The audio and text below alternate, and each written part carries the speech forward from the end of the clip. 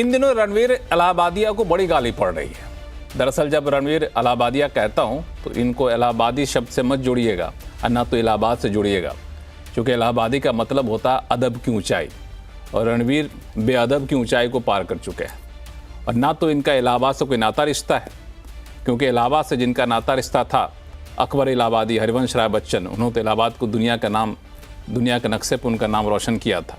लेकिन ये बिल्कुल अलग चीज़ है। रणवीर इलाहाबादिया जो हैं एक यूट्यूबर हैं, 7 यूट्यूब चैनल हैं और करीब 12 मिलियन फॉलोअर्स हैं, और इतनी सारी शोहरत मिल गई, उम्र है सिर्फ 32 साल।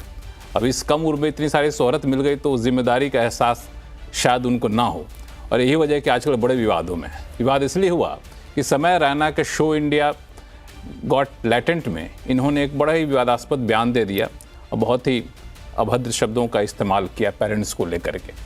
इसके बाद स्थिति यहाँ तक पहुँच गई है कि उनके खिलाफ मामले दर्ज किए जा रहे हैं, डिजिटल प्लेटफॉर्म पे निगरानी रखने की मांग उठने लगी है, फ्रीडम ऑफ स्पीच की सीमाओं को बांधने की बात की जाने लगी है।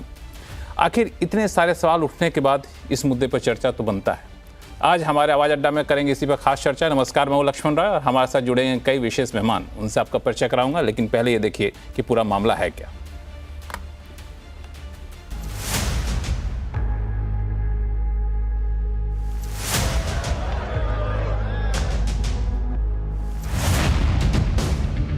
यूट्यूबर और कॉमेडियन समय रैना का शो इंडियाज गॉट लैटेंट विवादों में है। बियर बाइसेप वाले रणवीर इलाहाबादिया ने शो में एक प्रतिभागी से माता पिता के निजी संबंधों को लेकर आपत्तिजनक सवाल पूछ लिया। बस इस जोक के सवाल पर बवाल मच गया। आर्टिस्ट भी गुस्से में है।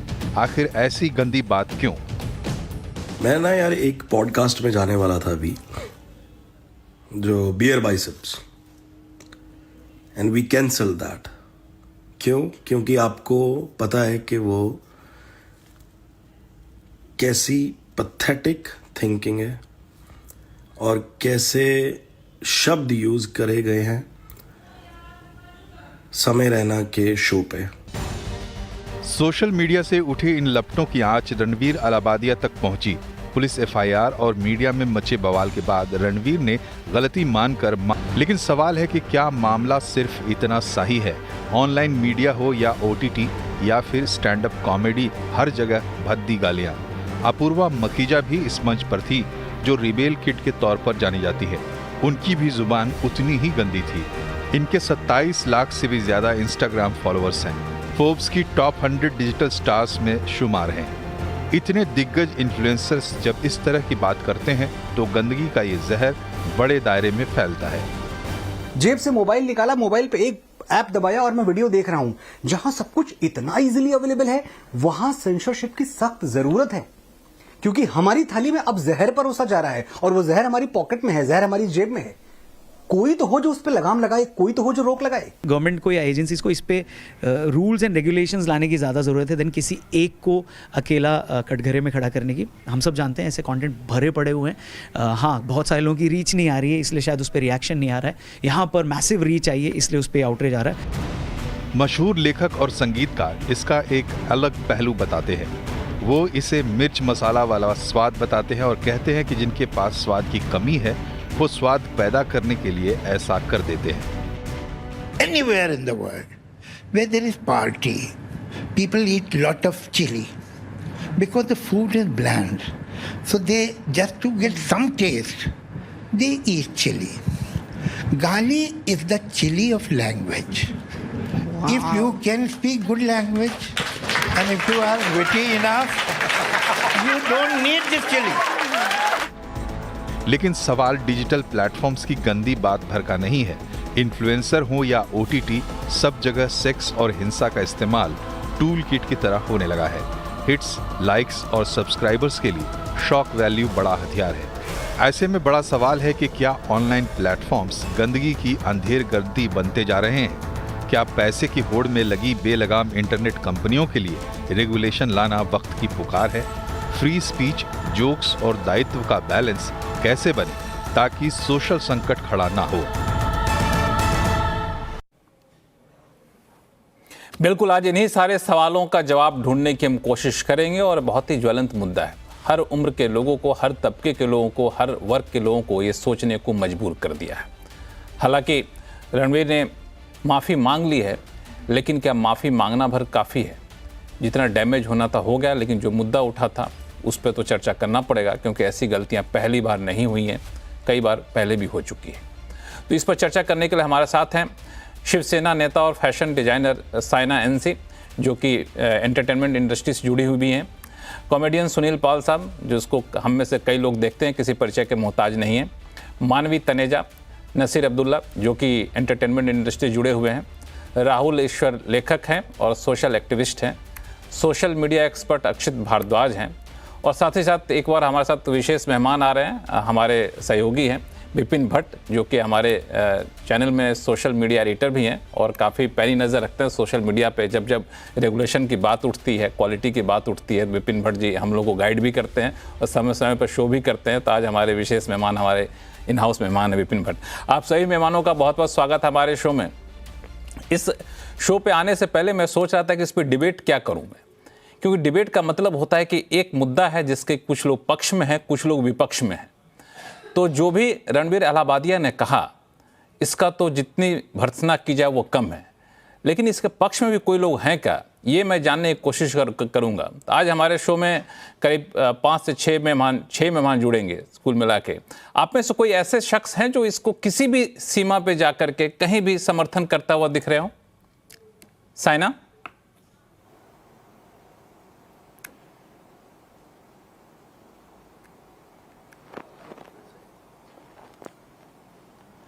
शाइना को मेरी आवाज़ नहीं जा रही है। शाइना, आपको मेरी आवाज़ आ रही है? नहीं आ रही है। सुनील पाल जी में मानवी तनेजा, आपको क्या लगता है किसी भी सीमा पे किसी भी तरीके से ऐसे बयान को, ऐसी हरकतों को का समर्थन किया जा सकता है क्या? देखिए, सबसे बड़ा एक कड़वा सच है कि जिस चीज़ को ये लोग सब अश्लीलता कह रहे हैं, वो कहीं ना कहीं कुछ लोगों के लिए एंटरटेनमेंट है। अब आप ये समझिए, जब ये शो हो रहा था वहाँ पे बहुत सारी ऑडियंस भी थी, तो जब ये सब कुछ बोला जा रहा था तो ऑडियंस कहीं ना कहीं उस पर ताली बजा रही थी, अपलॉड कर रही थी, हंस रही थी, बहुत खुश थी वो ऑडियंस, क्योंकि आपने भी वो वीडियो देखा होगा। किसी ने भी वहाँ पे आपत्ति नहीं अपनी दिखाई, किसी ने ऑब्जेक्ट नहीं किया। पहले ज़माने में जब हम कॉमेडी शोज देखते थे तो वहाँ पे अगर किसी को कुछ चीज़ पसंद नहीं आती थी तो वन डे टमाटर फेंक दिया करते थे। मैं नहीं बोलती कि आप किसी को चप्पल मारें, लेकिन आप अपनी आपत्ति जताने के लिए आप चुप रह सकते थे, आप हंसे मत, आप ताली मत बजाएं, आप वॉक ऑफ कर जाएं। कुछ भी किसी ने नहीं किया। इनफैक्ट ऑडियंस बहुत खुश थी। तो कहीं ना कहीं मुझे लगता है डिमांड एंड सप्लाई है। लोगों को जो देखना है वो वही कंटेंट क्रिएटर्स दिखाते हैं। अगर आप कोई वीडियो दिखाते हैं, अगर कॉमेडी शोज, मतलब जैसे अगर कॉमेडी शोज होते हैं, अगर वो एक टॉपिक उठा ले, फिटनेस को लेके, एजुकेशन को लेके, या फिर कोई रिलीजियस ले ले, या कुछ भी कोई ज्ञान वाला टॉपिक उठा ले, तो लोगों को देखना पसंद नहीं आता। वो लोग चुप करके बैठे होते हैं, ऐसे मायूस होते हैं। तो कॉमेडी वाले जो होते हैं वो बहुत स्ट्रगल करते हैं कि लोगों को किसी तरीके से हंसाया जाए, लेकिन लोग ये देखना पसंद करते हैं। तो कहीं ना कहीं आप देखिए कितने इस पे व्यूज चले गए, कितने फॉलोअर्स हैं, और बहुत सारे लोग अभी भी ये नहीं कह रहे हैं कि गलत करा है। जो फॉलोअर्स हैं उनके कहीं ना कहीं वो समर्थन पे बैठे हैं, उनको पसंद है, कहते हैं हमें ये डार्क कॉमेडी बहुत ज्यादा पसंद है। तो डिमांड एंड सप्लाई है, जिस चीज की डिमांड होगी उसी चीज की सप्लाई होगी। अब अगर आप मुझे कहें कि ये सिर्फ कॉमेडी शोज तक सीमित है, मैं कहूंगी ये कॉमेडी शोज तक सीमित नहीं है। अगर आप इंस्टाग्राम को उठा करके देख ले तो वहां पे 3 कैटेगरी की आपको रील्स ज्यादातर, मतलब अभद्र की, अगर हम अश्लीलता की बात कर रहे हैं, उसमें देखने को मिलेगी। एक जिसमें जो युवा है, जो अंडर एज है, वहां पे लड़कियां हैं, लड़के हैं, वो रील्स बनाते हैं जो बहुत ही अभद्र रील्स होती हैं। वो देखने के मतलब मैं उसके बारे में चर्चा भी करना नहीं चाहती, लेकिन पेरेंट्स उसको लेट गो करते हैं, पेरेंट्स उसको कहीं ना कहीं गोहेड देते हैं, क्योंकि पेरेंट्स को पता है आपका बच्चा क्या कर रहा है। वो रील्स वायरल होती हैं, वहां पे कोई ऐसा ऑडियंस नहीं है जो उसको कहीं रिपोर्ट कर दे, क्योंकि वो छोटा सा एक बटन आता है रिपोर्ट का, जहां पे आप उसको रिपोर्ट कर दे कि अगर वो बहुत बार रिपोर्ट होगी तो कहीं ना कहीं सोशल मीडिया उसको वहां से हटा देगा, नहीं होगा। दूसरा ऐसे होता है जहां माँ अपने बेटे के साथ रील बना रही होती है अभद्र, जहां पिता अपनी बेटी के साथ बना रही होती है अश्लील, जहां पिता अपनी बेटी के साथ शादी कर चुका है और लोगों ने नीचे कमेंट लिखे कांग्रेचुलेशंस। तो लोगों की मानसिकता। फिर कहीं आप ऐसे देखेंगे जिसमें एक महिला कहेगी कि किस कलर का पहने हो, मतलब कितना, और उस चीज को इतना वायरल करने के बाद उस पर जिंगल बन जाता है, और 80% जो युवा है उस पर रील बनाते हैं। अगर आप पुरुषों की बात करें तो वो बिना अंडरगारमेंट्स पहन करके रील बनाते हैं, जिसको मैं यहाँ पे आपके चैनल पे एक्सप्लेन भी नहीं कर सकती, इतनी अभद्र है कि खुद नहीं देख सकते, और उस पे व्यूज ही व्यूज है। लेकिन उसी के साथ जैसे मैंने कहा एजुकेशन, फिटनेस, रिलीजन पे कोई रील होगी उस पे व्यू नहीं है। लोग लिखते हैं आप ये रील दोबारा कब बना रहे हैं, गुड जॉब, बहुत अच्छा, दोबारा ऐसे बनाएं। तो कहीं ना कहीं मुझे लगता है ये सारी ऑडियंस ही रिस्पॉन्सिबल है, ऑडियंस ये चीज देखना चाहती है। लेकिन यहाँ पे इस वक्त एक दर्जा है लोगों के दिलों में, रणवीर इस वक्त घर गए हैं तो वो टारगेट में है। लेकिन मुझे लगता है जो एक उंगली उठा रहे हैं ना, तो 5 उंगली ऑडियंस पे भी जा रही है इस वक्त। बिल्कुल, आपने 2-3 बातें जो कही मैं नोट कर रहा था। एक कि ऑडियंस जो देखना चाहती है वो हम दिखा रहे हैं, डिमांड सप्लाई मिसमैच है, इसमें बहुत ज़्यादा व्यूज़ आ रहे हैं, तो जो दिखा रहा है उससे ज़्यादा जो डिमांड कर रहा है उसको आप गुनहगार साबित करिए। शाइना, ये तो अलग पॉइंट है, सुनने में तो बड़ा लॉजिकल लग रहा है। देखिए, मैं 2-3 चीज कहना चाहती हूँ। सबसे पहले रणवीर अलाहाबादी एक आइकॉन है यूथ के लिए, क्योंकि उनके पास लाखों करोड़ों फॉलोअर्स हैं। वो भले ये पूरा प्लेटफॉर्म को एक पॉजिटिव दृष्टि से पेश करे तो आदर सम्मान होता, लेकिन उन्होंने क्या किया है, he has joined the band wagon. जब हम बैंड वैगन की बात करते हैं तो ये विदेश से आया है या कहां से भी आया है, लेकिन आप इसमें शामिल थे। जो आप एक यूथ आइकॉन है और आप फ्रीडम ऑफ एक्सप्रेशन की बात करते हैं, फ्रीडम ऑफ स्पीच और फ्रीडम ऑफ एक्सप्रेशन का मतलब नहीं है फ्रीडम ऑफ वल्गैरिटी। अश्लीलता को आपने इस हद तक लेके गए हैं जहां सोच विचार के बाहर है, और फिर आके माफी मांगना, हाँ माफी तो मांगनी ही चाहिए। और मैं मानती हूं कि पूरे देश में जब आज चर्चा हो रही है, मुझे गर्व इस बात की होती है कि आज भी भारत की संस्कृति सभ्यता बरकरार है। मैं क्यों ये बोल रही हूँ, आप देखेंगे कि आउटरेज इंस्टाग्राम पे, आउटरेज सोशल मीडिया पे, और कितने सारे लोग हर वर्ग स्तर ने कंडेम किया है। तो ये जो आउटरेज होता है, मैं मानती हूँ ये एक प्रतीक है कि अभी भी हमारा समाज जो है वो बरकरार है। लोग जरूर कह सकते हैं कि देखिए क्या कंटेंट है, लेकिन क्या कंटेंट के पक्ष में जो लोगों की आप बात करते हैं, जो तादाद बहुत कम है, उससे भारी संख्या है लोग जो आज उत्तेजित हैं, जिन्होंने कमेंट किया है, जिन्होंने कहा है, जिन्होंने उनको टोका है। और मैं मानती हूं कि व्हेन फ्रीडम ऑफ एक्सप्रेशन या freedom of speech encroaches on somebody's personal life, तब कार्रवाई की आवश्यकता है। मुंबई पुलिस ने ना सिर्फ दर्ज किया है केस, एनसीडब्ल्यू ने कॉग्निसेंस लिया है। और जब हम भारत की बात करते हैं तो हमारी विशेषता है कि 5000 सालों से हमारे पास एक संस्कृति सभ्यता है, और जो गिने चुने लोग, जो अफसोस की बात, वो गिने चुने लोग जिनके पास इतने सारे फॉलोअर्स हैं, वो नकारात्मक रूप से पेश करते हैं। तो मुझे लगता है कि सबको एकजुट आवाज उठानी चाहिए जो इस केस में हुआ है। तो ये है पहला टेक अवे। दूसरा है कि जब आपके पास ये पावर है तो इसको एक पॉजिटिव रूप में इस्तेमाल कीजिए। कौन बोल रहे हैं कि आप कॉमेडी नहीं कर सकते हैं, लेकिन इतने सारे कॉमेडी प्लेटफॉर्म्स हैं जो इतने टैलेंटेड और अच्छे हैं। यहाँ तो आपने विदेश से कुछ लिया, ये कोई ओरिजिनलिटी भी नहीं है। आपने वल्गर शब्दों का इस्तेमाल किया, अश्लीलता को बढ़ावा दिया। और एक माँ होने के नाते मैं जरूर कहना चाहती हूँ, आज जब मैं देखती हूँ कोई भी सोशल मीडिया, मुझे गम इस बात की है कि एक माँ के दृष्टि से जब एक बेटी हो या एक बेटा हो जो पूरे सोशल मीडिया के पास, उनके पास 24/7 एक्सेस है, हम चाहते हैं कि वो हमारी बात सुने, लेकिन उनको ऐसे एक्सपोजर देना ये बहुत ही खतरनाक हो सकता है। लोग कहते हैं कि लॉक कीजिए, आप देखिए, लेकिन 24/7 ये संभव नहीं है। तो जो रोल मॉडल्स एक पॉजिटिव रूप में अपने आप को पेश करें तो मुझे लगता है कि वो भारत का गर्व होगा, लेकिन जो वो बिल्कुल विपरीत करे तो कार्रवाई की भी आवश्यकता है, क्योंकि कानून का खौफ बहुत ही जरूरी है ऐसे केसेस में। बिल्कुल, आपने एक बहुत अच्छी बात कही कि आपके पास पावर है, उप मुख्यमंत्रियों को, क्योंकि उन्होंने कॉग्निसेंस के साथ साथ एक्शन भी लिया है। हाँ, बिल्कुल आपने एक बड़ी अच्छी बात कही कि आपके पास अगर पावर है तो इसको सकारात्मक तौर से पॉजिटिवली उसका इस्तेमाल करिए। कौन आपको कहता है इस तरह की वल्गरिटी आप वहाँ पे परोसिए। अगर पावर है तो उसका इस्तेमाल करेंगे तो ज़्यादा फ्रूटफुल होगा, ज़्यादा लोगों तक आप पहुँचेंगे भी, उसका लोग इस्तेमाल भी कर सकेंगे। हमारे पास जो है मैं इस बार चलता हूँ विपिन भट्ट जी के पास। विपिन जी, ये जिस तरीके की बातें यहाँ पे हो रही है, दो चीज़ें आई कि पावर है तो इसका पॉजिटिवली इस्तेमाल करिए, और एक मानवी तनेजा कह रही थी कि डिमांड सप्लाई है, इसको इसमें जो कर रहा उसकी गलती मत करिए, जो चाह रहा उसकी गलती भी समझिए।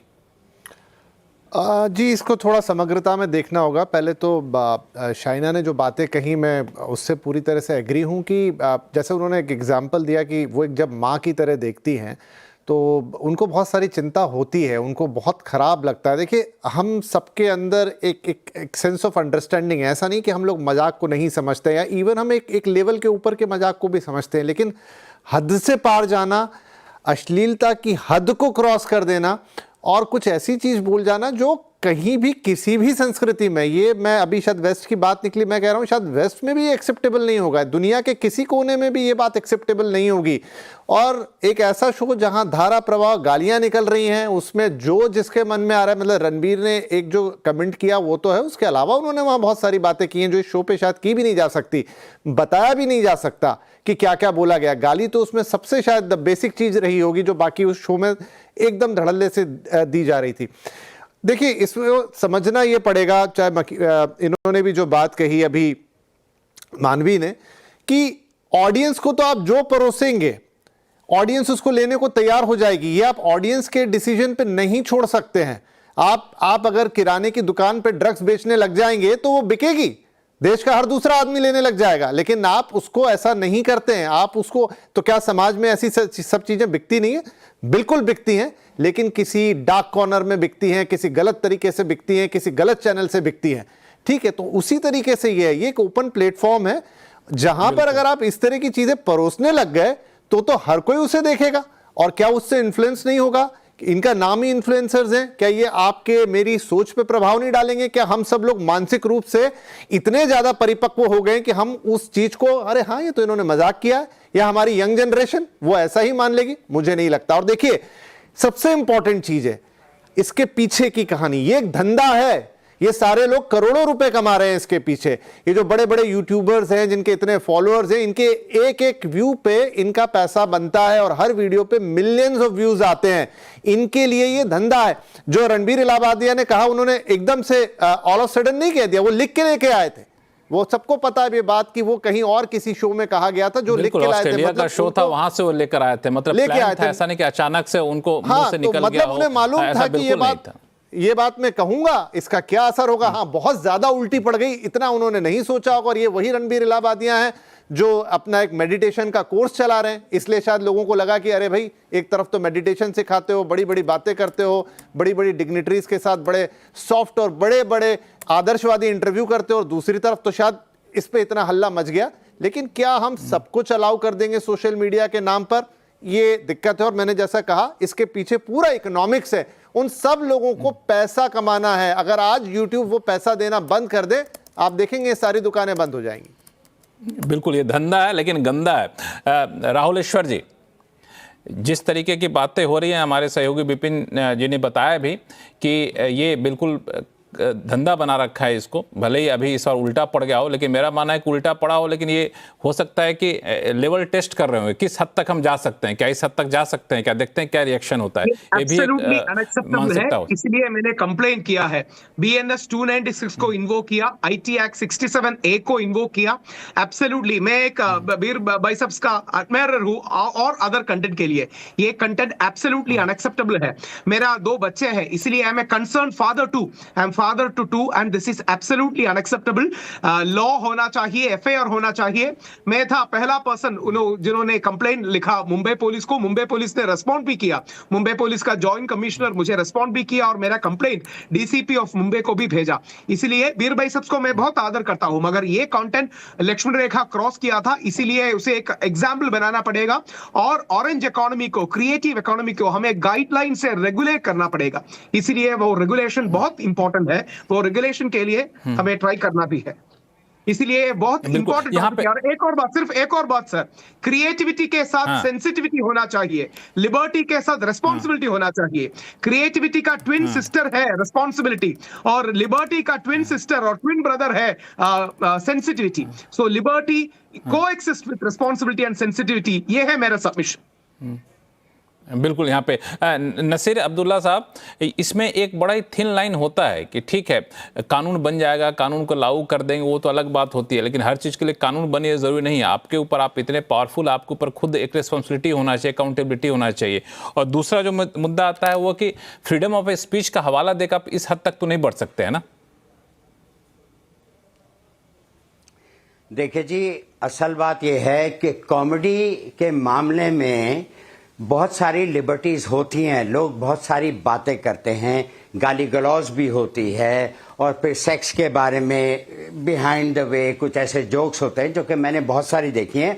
विदेश में तो ये आम है, चलता है। हम भारत में हैं, मैं मानता हूं। और मैं जो उन्होंने जो बात की है about the private life of the parents, how they are in the privacy of that room, वो बिल्कुल बेकार था, जरूरीमंद नहीं था, बिल्कुल यूजलेस, बेकार, चीप था, अननेसेसरी, कोई जरूरत ही नहीं थी। लेकिन वो है ना, कॉमेडी के नाम पे उन्होंने लक्ष्मण रेखा जो है क्रॉस कर ली विदाउट इंटेंशन।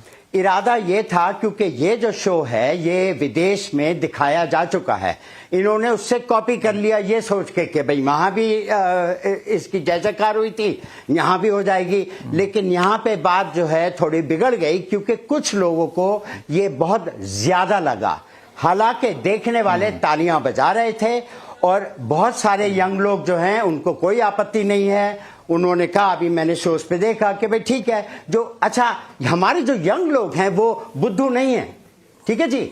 अगर वो एक चीज ऐसी देखते हैं तो उसको नकारा कर देंगे, अरे ये क्या बकवास कर रहा है यार, दे आर नॉट स्टूपिड हैं। हम सोचते हैं अरे हमारे बेचारे बच्चे बिल्कुल दूध के धुले में बहुत कुछ जानते हैं, वो बहुत आगे बढ़ेंगे। दूसरी बात मैं कहना चाहता था कि उनको एक्चुअली मिस्टर मोदी ने मतलब कॉन्ग्रेचुलेट किया, उनको अवार्ड से सम्मानित किया, और उनसे कहा मैं तुम्हारे साथ में पॉडकास्ट भी करूंगा, जो भी है। अब उनसे एक गलती हुई है, जाने माने पॉडकास्टर हैं, मैंने 2.5-3 ही देखे हैं, ज्यादा नहीं देखे, मैं उनका फैन भी नहीं हूं, बट सुना है बहुत ही जाने माने हैं। अगर एक इंसान से, ऐसे इंसान से जो कि बहुत ही रिस्पॉन्सिबल हमेशा रहा है, उससे एक गलती हो जाती है तो इतना बवाल हो जाता है, इतना बवाल हो जाता है। एक साहब तो बोल रहे थे कि ये आतंकवादी है, ही इज अ टेररिस्ट, 10 साल 20 साल। मैंने कहा देखो भैया से गलती हुई है, उसने माफी मांग ली हाथ जोड़ के कि ये सही नहीं था, मेरे से एरर ऑफ द जजमेंट हुआ, मेरे से गलती हुई, एंड आई अपोलोजाइज प्रोफ्यूजली। बात खत्म हो जानी चाहिए। ज्यादा से ज्यादा जो गवर्नमेंट वाले हैं और लोग हैं, विमेन्स एसोसिएशन है, वो उनको बोल दें कि आइंदा से मत करना, वरना you will be in a problem. बात खत्म हो जाती है ना। इतना बवाल करना, क्योंकि उनके पास लाइसेंस है, it was a paid show and they allowed it. अब उसने ये बात जो कह दी, मैं आपको बता रहा हूं कि कॉमेडीज में मैंने देखा है मां बहन की गालियां दी जाती हैं बगैर in relation to the joke, and में दी जाती है और उस पर खूब हंसते हैं लोग। जब गाली देता है आदमी खूब हंसते हैं। तो ये एक यहां पे जो कॉमेडी है ना, मनोरंजन के आड़ में, मैं आड़ बोल रहा हूं, हालांकि मनोरंजन की खातिर ये बातें जो हैं आ जाती हैं बीच में, और फिर ऐसा होता है कभी कभार, खास तौर में भारत में, इस बात पे आपत्ति हो सकती है बहुत से लोगों, और मैं मानता हूं और मैं इस चीज के खिलाफ हूं कि आप उल्टी सीधी बातें ऐसी करें जो कि बेबुनियाद हैं, बिल्कुल जरूरत नहीं है, and they leave a bad taste in the mouth. मगर मैं ये मैं कह रहा हूं, उससे एक गलती हुई है। सम्मानित आदमी है, बहुत ही सक्सेसफुल आदमी है, उसने माफी मांगी है, बात जो है रफा दफा हो जाती है। अगर वो बोलता नहीं मैं तो करूंगा, फिर उसको देख लेते। उन्होंने माफी मांग ली है, बात रफा दफा हो जाना चाहिए। बिल्कुल। अक्षित मैं आपके पास आऊंगा। एक छोटा सा कमेंट में, शाइना, अब उसको मारोगे क्या, जेल में भेजोगे?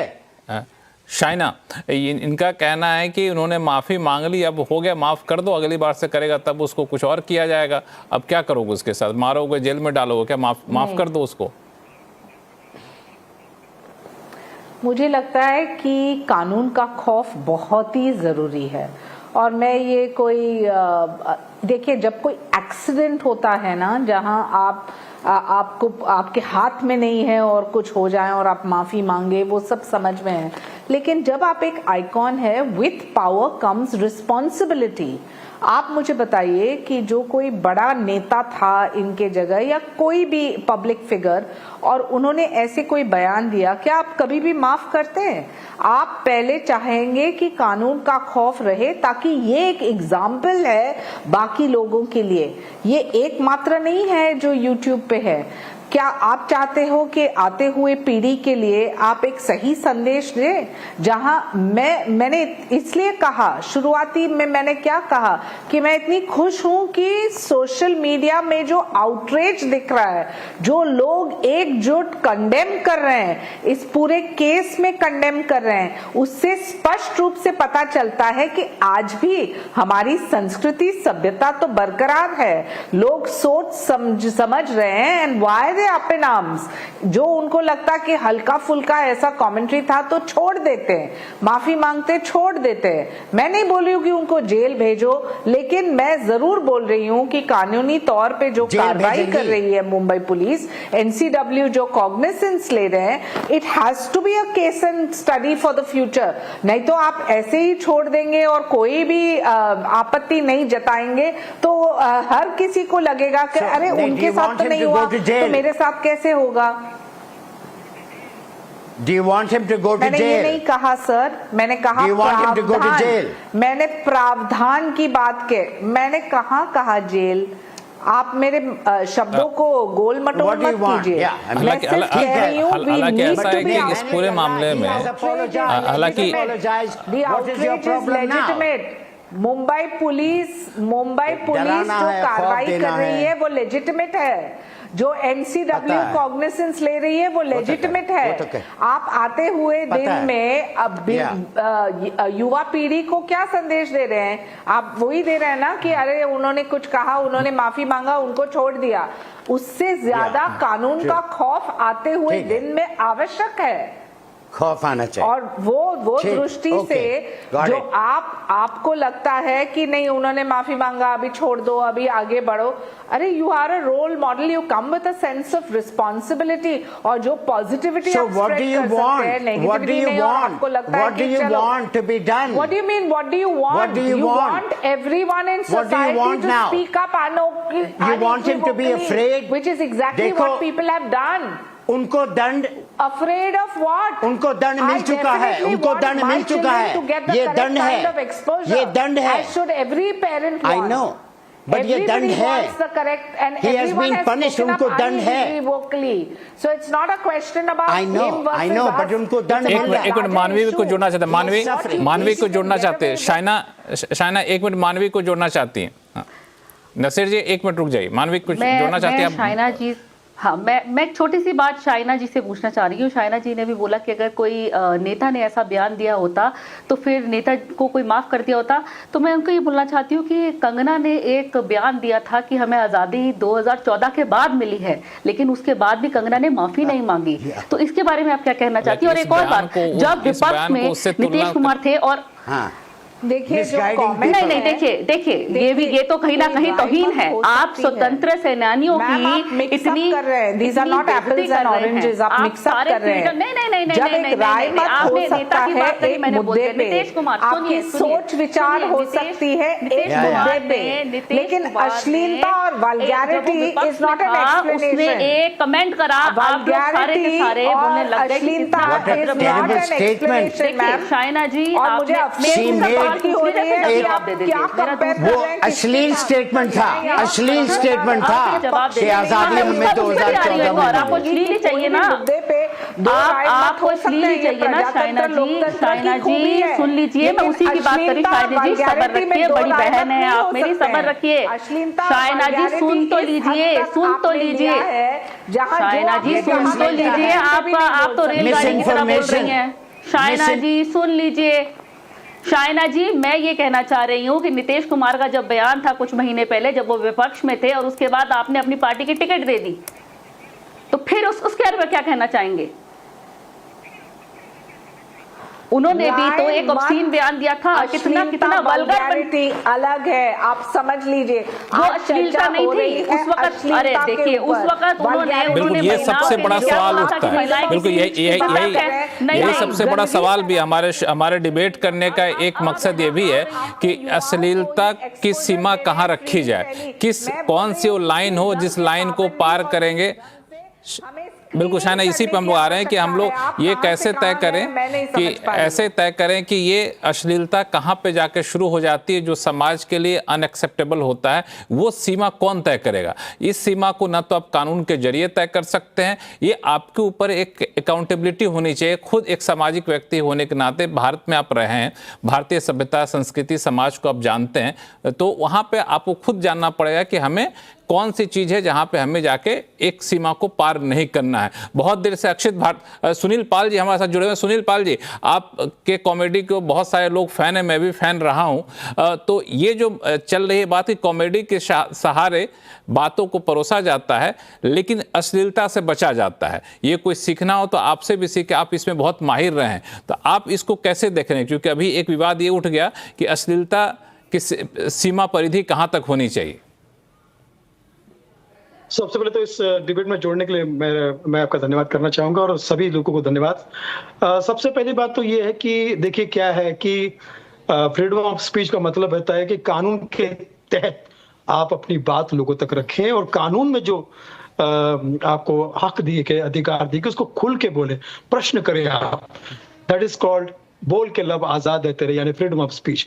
लेकिन आप अपने स्वार्थ के लिए अभद्र भाषा का इस्तेमाल करेंगे, चाहे उस पर समाज का कोई भी समाज पे गलत असर हो, चाहे वो बच्चा सुने, बच्ची सुने, परिवार सुने, कोई भी सुने तो उस पर गलत असर हो, तो वो फ्रीडम ऑफ स्पीच नहीं हो सकती, वो सिर्फ आपका स्वार्थ है। तो प्लीज मेरा हाथ जोड़ के निवेदन है कि स्टैंड अप कॉमेडियन होने के नाते इनको आप कॉमेडियन कहना बंद करें, इनको आप इंसान कहना बंद करें, इनको आप आर्टिस्ट कहना बंद करें, क्योंकि आर्टिस्ट माँ सरस्वती का पुत्र होता है। कॉमेडियन जो होता है वो laughter is the best medicine, ये कहा गया है।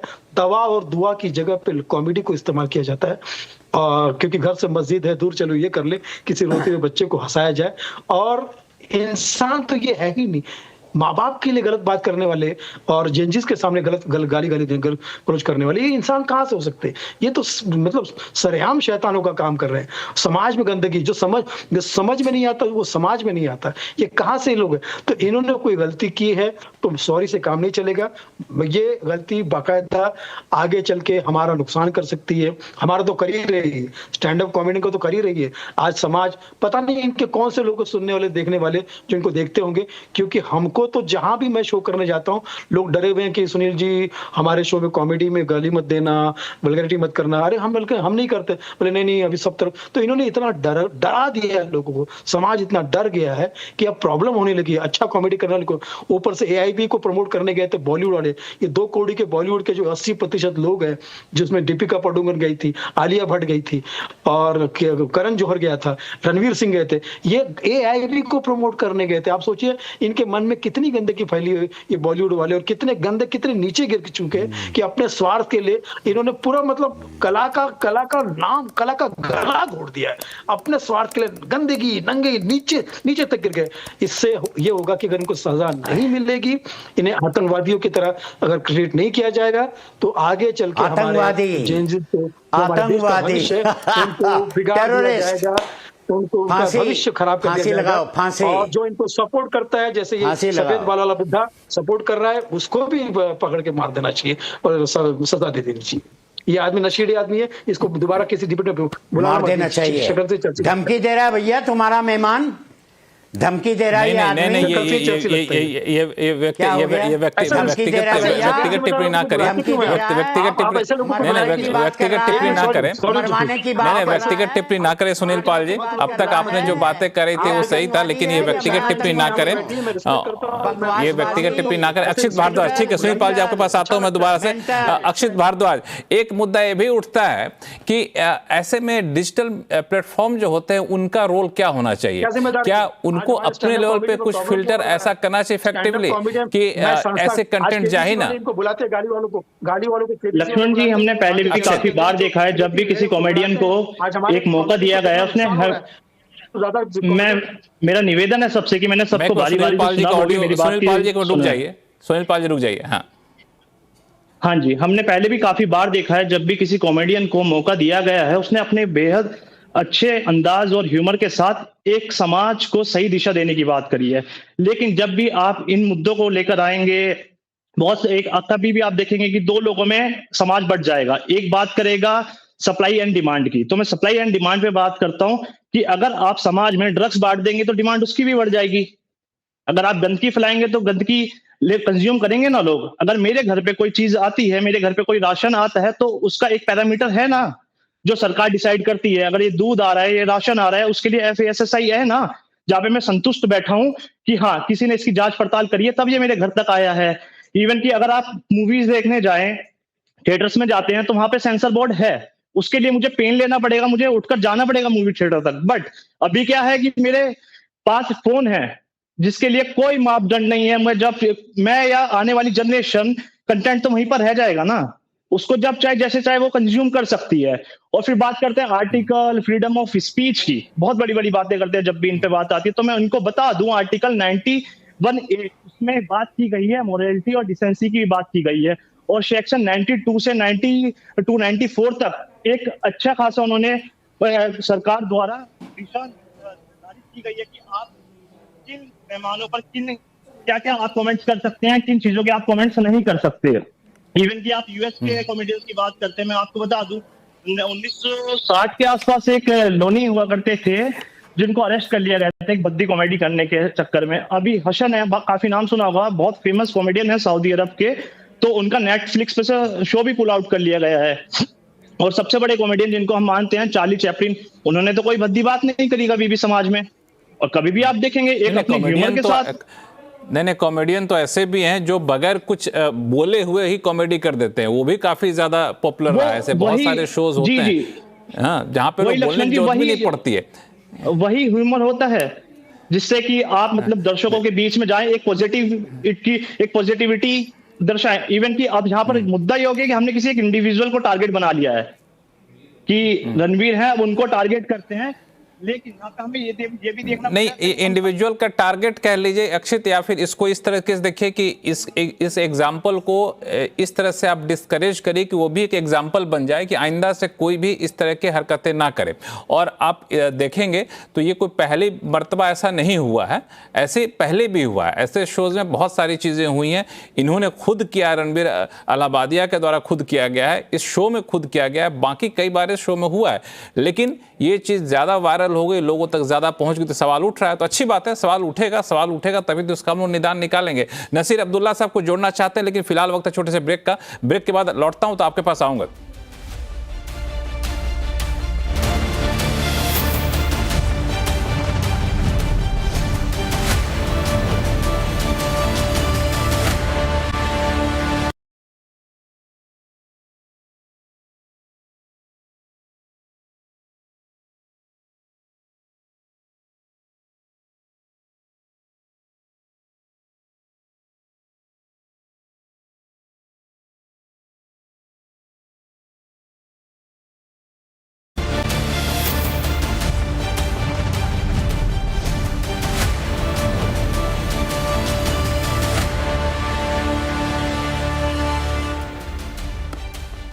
ब्रेक के बाद एक बार फिर से आपका स्वागत है। हम लोग चर्चा कर रहे हैं सोशल संकट पे, और इसका ट्रिगर है रणवीर अलाहाबादिया का वो बयान। शाइना एनसी, मैं आपसे पूछूंगा, चूंकि आप तो पॉलिसी मेकिंग एक्सरसाइज का भी एक बड़ा हिस्सा रही हैं, एंटरटेनमेंट इंडस्ट्री जुड़ी हुई है, कि ऐसे मामले में आपको लगता है कि डिजिटल कंटेंट के रेगुलेशन को और ज़्यादा सख्त किया जाना चाहिए ताकि इस तरह की चीज़ों पर कम से कम एक रोक तो लगे, भले एक। हाँ बोलिए। मैं यही बात कर रही थी, कौन बोल रहा था कि किसी को जेल भेजना, लेकिन डिजिटल कंटेंट जो लगता है बहुत सारे प्लेटफॉर्म्स पे, आज वो कोई भी सेंसरशिप के निमित्त नहीं आता है। आप कुछ भी डालो ओटीटी पे, कुछ भी डालो सोशल मीडिया पे, तो कहीं ना कहीं हमें ये भी सोचना है कि जो हम एक समाज में रहते हैं तो समाज के दायरे रहते हैं, हमेशा है। और भारत अलग देशों से बिल्कुल विदेश से बिल्कुल अलग है इस दृष्टि में।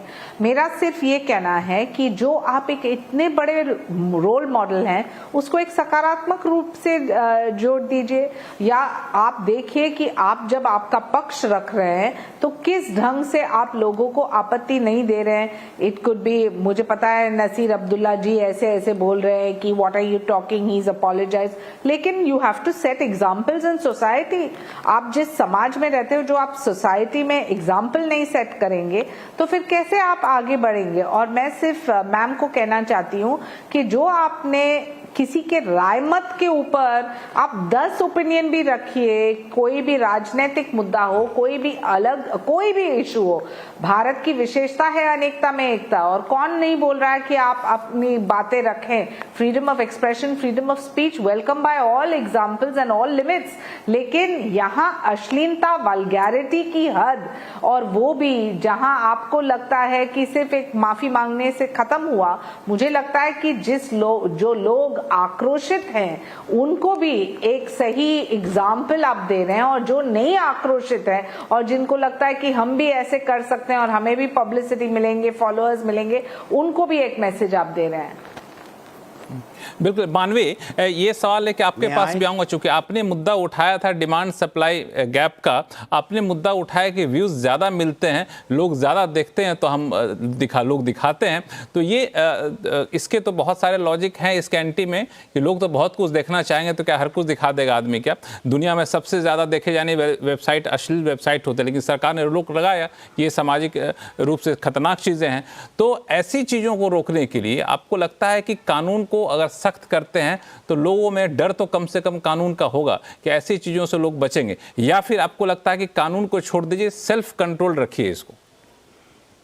मानवी, नहीं, देखिए यहाँ पे मैं दो तीन चीज़ें यहाँ पे बोलना चाहती हूँ। पहले तो ये कि मुझे बड़ा दुख हुआ है ये सिलेक्टिव अप्रोच आपके पैनल पे कुछ लोग रखते हैं, जैसे कि कुछ भी परोस तो लोग देख लेते हैं। तो कुछ भी परोसने में तो एजुकेशन वीडियोस भी होती हैं, वो तो नहीं देखते लोग, फिटनेस वीडियोस भी होती हैं, वो नहीं देखते, बड़ी जानकारी वीडियोज होती है जो हमारी हिस्ट्री से होती है, जो पास्ट के बारे में होती है, जो बच्चों को देखनी चाहिए वो नहीं देखते, वो फट से स्क्रॉल कर देते हैं, दूसरी वीडियोज पे कहीं ना कहीं आकर्षक हो जाते हैं। अब आपका जो प्रश्न है कि अगर ऐसी कोई चीज़ है तो हमारा सेल्फ रेगुलेटरी, तो मैं बोलना चाहती हूं कि कहीं ना कहीं मैं फिर बोलती हूं कि लोग ही रिस्पॉन्सिबल हैं। अगर आप ऐसी कोई वीडियो देख रहे हैं तो वहां पे एक छोटा सा बटन आता है जिसपे आप रिपोर्ट कर सकते हैं, आप उसको रिपोर्ट नहीं करते, आपको कोई कंप्लेंट नहीं करनी, वहां पे आप उसको क्लिक करना है रिपोर्ट, लेकिन आप उसको लाइक कर देते हैं, नीचे कमेंट कर देते हैं, शेयर कर देते हैं और व्यू भी पूरा कर देते हैं। तो कहीं ना कहीं जो पोस्ट होता है उसको इंप्रेशन पड़ जाता है और वो लोगों के रील फीड पे वायरल होना शुरू हो जाती है। तो कहीं ना कहीं ये आप खुद इस चीज को बढ़ावा दे रहे हैं। दूसरी बात आप कह रहे हैं कि इस पे रेगुलेटरी होना चाहिए।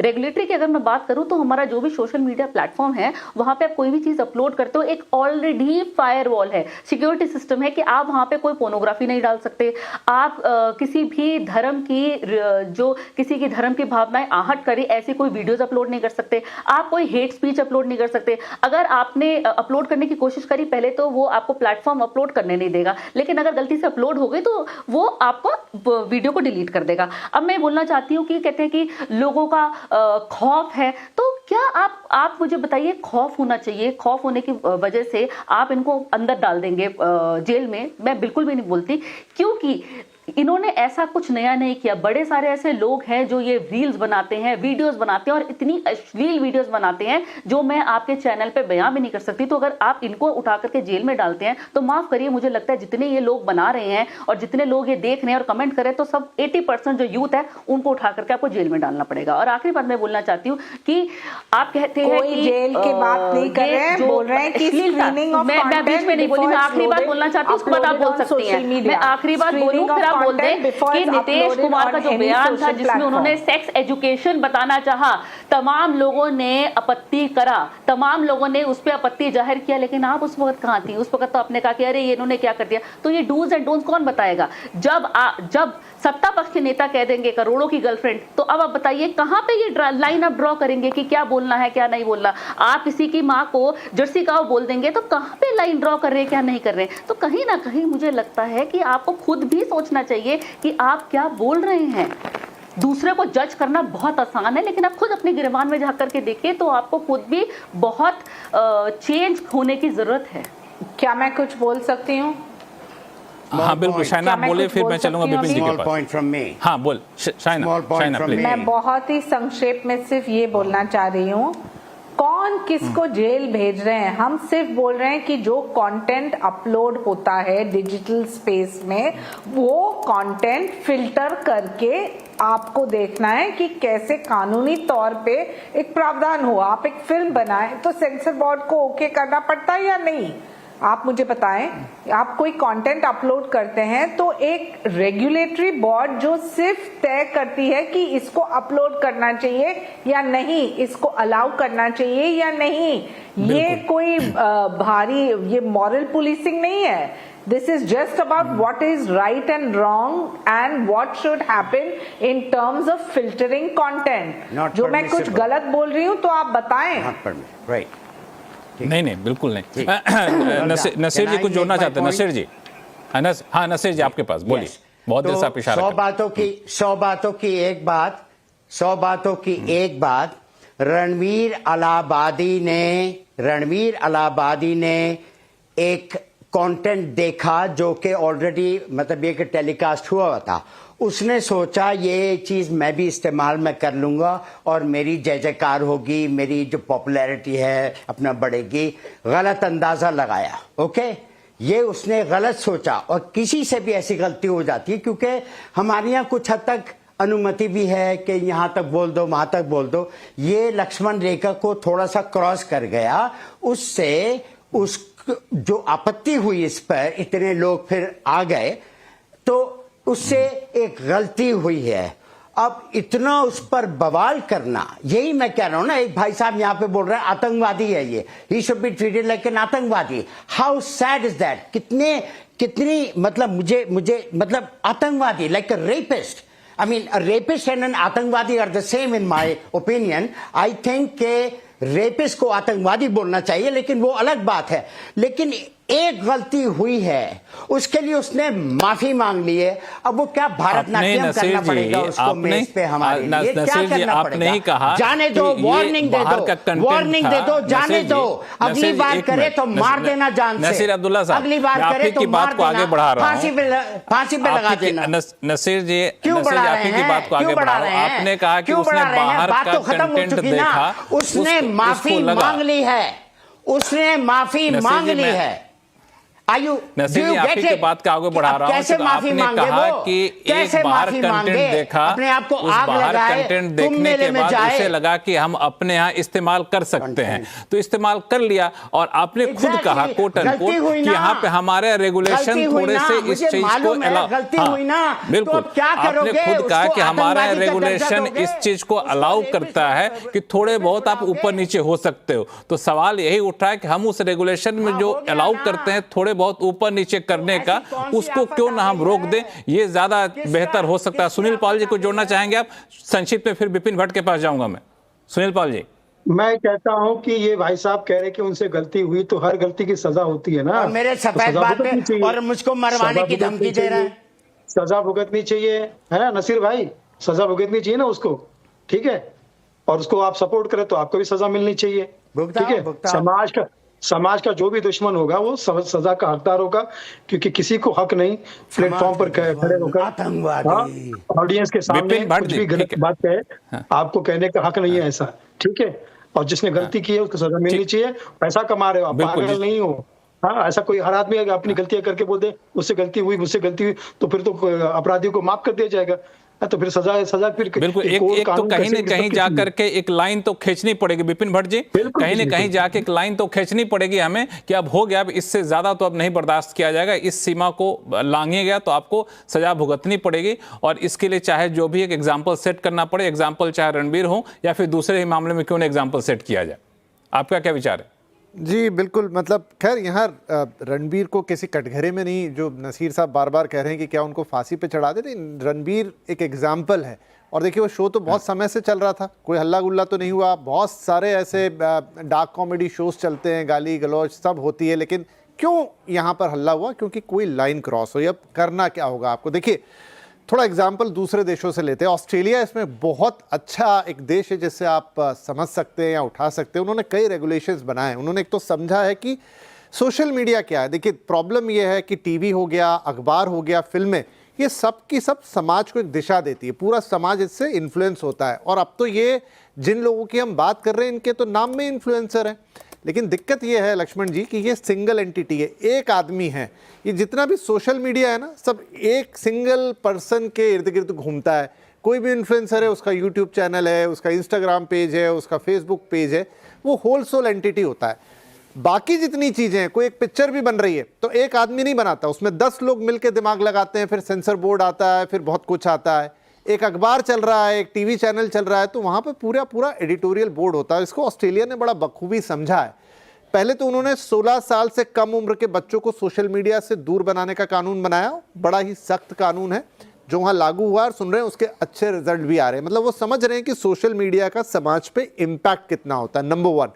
नंबर 2, उन्होंने वहाँ के जो रेगुलर मीडिया है उनके मुकाबले जो गूगल है, मेटा है, इन कंपनियों को कहा है कि भाई आपको इस मीडिया को, जो आपका ट्रेडिशनल मीडिया, उसको पे करना पड़ेगा, बिकॉज कि आप बहुत सारी चीज़ें जो इतना खर्चा करके पूरा मीडिया का सेटअप हुआ है, वहाँ से आप सीधे सीधे उठाते हैं, पब्लिश करते हैं, अपने व्यूज़ कमाते हैं, पैसा कमाते हैं, फिर ये तो बड़ा अनजस्टिस हुआ। तो कहने का मतलब ये है कि वो समझ रहे हैं कि सोशल मीडिया जितना आसान हो गया है, जहाँ पर कोई अकाउंटेबिलिटी नहीं है, जहाँ पर कोई, जिसको आपको एक यूट्यूब पेज शुरू करना, आप आज रात से शुरू कर सकते हैं, अपना इंस्टाग्राम पेज बना सकते हैं, उस पर जो चाहे बोल सकते हैं, जो चाहे लिख सकते हैं। बिल्कुल, बहुत सारी चीजें। हालांकि विपिन जी, शो का समय चूंकि खत्म हो रहा है, लेकिन आप बड़ा इंटरेस्टिंग चीज बताई। हालांकि ये भी एक इत्तेफाक है या फिर कहें कोइंसिडेंस है कि ये जहां से कॉपी पेस्ट किया ना रणबीर ने, वो भी ऑस्ट्रेलिया का एक शो था, कॉमेडी शो, जहां से इन्होंने कॉपी पेस्ट किया था। लेकिन आप सभी मेहमानों का बहुत बहुत धन्यवाद हमारे शो में जुड़ने के लिए और अपने बहुत ही रचनात्मक सुझाव देने के लिए। और इसी के साथ आवाज़ अड्डा में फिलहाल इतना ही। देखते रहिए CNBC आवाज़। नमस्कार।